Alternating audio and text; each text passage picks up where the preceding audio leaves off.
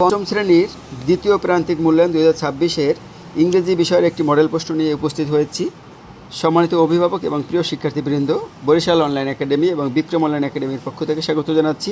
আমরা পুরো প্রশ্নটি নিয়ে আলোচনা করব, কিভাবে প্রশ্নটি হবে এবং প্রশ্নের গঠন কাঠামো কেমন হবে, বিস্তারিত আলোচনা থাকবে। অবশ্যই ভিডিওটি দেখার অনুরোধ থাকবে। তো প্রথমেই তোমরা জানো যে একটি বই থেকে একটা সিন প্যাসেজ থাকবে। এখানে আমরা the Sundarban is a large forest in of mangrove trees in Bangladesh, এটা কিন্তু সিলেবাসে রয়েছে। এটাই তো পড়বেই। এখানে প্রথমে থাকবে হয় ট্রু ফলস থাকবে, নতুবা 5টি এমসিকিউ থাকবে এবং 2 নম্বরে শূন্যস্থান থাকবেই এবং 3 নম্বরে 3টি প্রশ্ন থাকবে। 3টি প্রশ্নের মান হলো 5 মার্কের।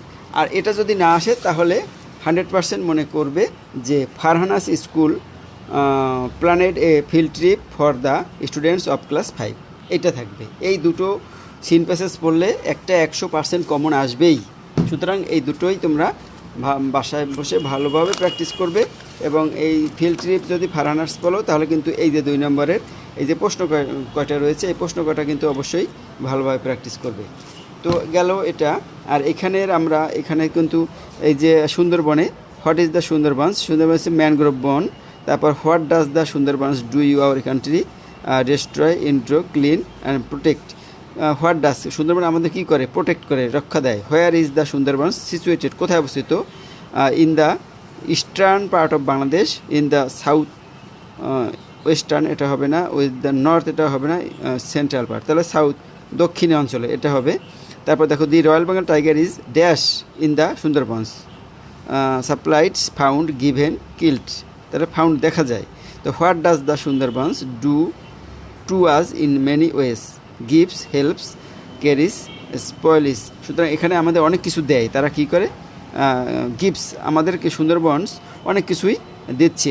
আর একটু তোমরা এখানে পড়ে নেবে, এইখানে পড়লে কিন্তু সম্পূর্ণ বিষয়টা বিস্তারিত জানবে। এই গল্পটা অবশ্যই তোমরা ভালোভাবে 2-3 বার পড়বে। তারপর এইখানে যে শব্দগুলো দেওয়া থাকবে সেগুলো দিয়ে শূন্যস্থান পূরণ করতে হবে। আর এই প্রশ্নগুলোর অ্যান্সার কিন্তু এর ভিতরে পেয়ে যাবে। এরপরে আমরা চলে আসি 4 নম্বরে। 4 নম্বরে কিন্তু এরকম একটি আনসিন প্যাসেজ থাকবে, শুধুমাত্র পঞ্চম শ্রেণীর জন্য এটা থাকে। আনসিন প্যাসেজ থাকবে। এখানে আমরা দিয়েছি দেয়ার ইজ এ প্রভাব দ্যাট, একটি প্রবাদ বাক্য আছে যে health is wealth, to keep healthy is to keep free from disease, অর্থাৎ আমরা স্বাস্থ্যই সম্পদ। এই যে আনসিন প্যাসেজটা দিয়েছি, কিন্তু তোমরা ভালো করার জন্য অবশ্যই আরও 10 থেকে 15টি আনসিন তোমরা পড়বে। এজন্য তোমরা যে এক্সট্রা যে বই রয়েছে বাজারে, বিভিন্ন বাজারে, বিশেষ করে নবদূত বইটা তোমরা পড়তে পারো, নবদূত গাইডটা, সেখানে কিন্তু তোমরা অনেকগুলো আনসিন পেয়ে যাবে যেগুলো আমাদের ইংরেজি বইয়ের ভিতর নাই, সেগুলো কিন্তু বাহির থেকে আসে। সুতরাং সে কারণে আমি বলছি সেখানে কিন্তু অনেকগুলো আনসিন প্যাসেজ আছে। সেখান থেকে 4 নম্বরে এই কলম বিকলম মিল করতে হবে। আর 5 নম্বরে থাকবে কি, এই অ্যান্সার দ্য ফলোয়িং কোশ্চেন্স, এইটার অনুকূলে। সুতরাং এই 4 আর 5 কিন্তু এই আনসিন থেকে আসবে। 5 আর 5 10 মার্ক। তারপর দেখো rearrange the words to make meaningful sentence. এখানে এলোমেলো কিছু ওয়ার্ড দেওয়া আছে। এই ওয়ার্ডগুলো থেকে একটি মিনিংফুল সেন্টেন্স তৈরি করতে হবে, যেগুলো বেশিরভাগ টেক্সট বই থেকে আসবে, বেশিরভাগই টেক্সট বই থেকে আসবে। সুতরাং সেই কারণে টেক্সট বইগুলো ভালোভাবে প্র্যাকটিস করবে। আর rewrite the capitals, letters and punctuation marks, অর্থাৎ এগুলো কোনো দাড়ি, কমা, ফুল স্টপ, এগুলো প্রশ্নবোধক চিহ্ন, এগুলো কিছুই দেওয়া নাই। এগুলোকে সাজিয়ে তোমাকে লিখতে হবে। প্রথম অক্ষর ক্যাপিটাল হবে। কাম ওভার দ্য সি, তাহলে কাম সি দিতে হবে বড় হাতের, কাম ওভার দ্য সি। তারপরে come over the sea full stop, এরকম দিতে হবে। প্রথম অক্ষর বড় হাত দিতে হবে। তারপরে এই যে মে এম বড় হাতে দেবে। I ask you some questions. তো এইগুলো তোমাকে ক্যাপিটাল লেটার্স এবং পাঞ্চুয়েশন মার্ক অনুযায়ী সাজাতে হবে। এগুলো আর তোমরা একটু করে নেবে। আর আমি এগুলো তোমাদের ধরন দেখাচ্ছি। তবে 8 নম্বরে দেখো, complete the sentences using the correct form of verbs. এখানে রাইট ফর্ম অফ ভার্বসগুলো করতে হবে।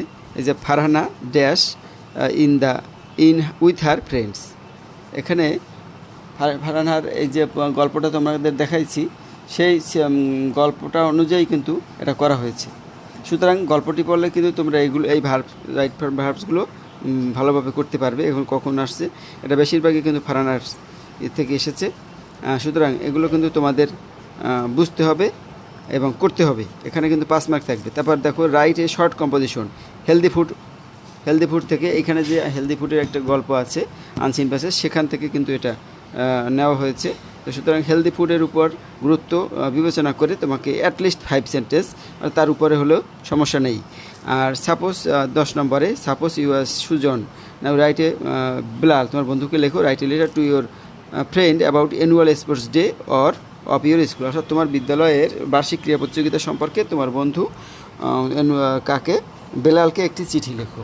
তো এইগুলো এখানে আমরা এই প্রশ্নটি তৈরি করেছি, তোমরাও কিন্তু এই অনুযায়ী করবে। আর এই যে গ্রামার টাইপের অংশগুলোর ভিতর থেকে কিন্তু অল্টারনেটিভ থাকে, সেগুলো আমরা অন্য ভিডিওতে দেখাবো। তো তোমরা সেগুলো প্র্যাকটিস করার আরও ভিডিও আর বেশ কিছু তোমরা মডেল কোশ্চেন যদি তোমাদের গাইড থেকে করো, তাহলে আশা করি তোমরা আরও ভালো ভালো ফলাফল করবে।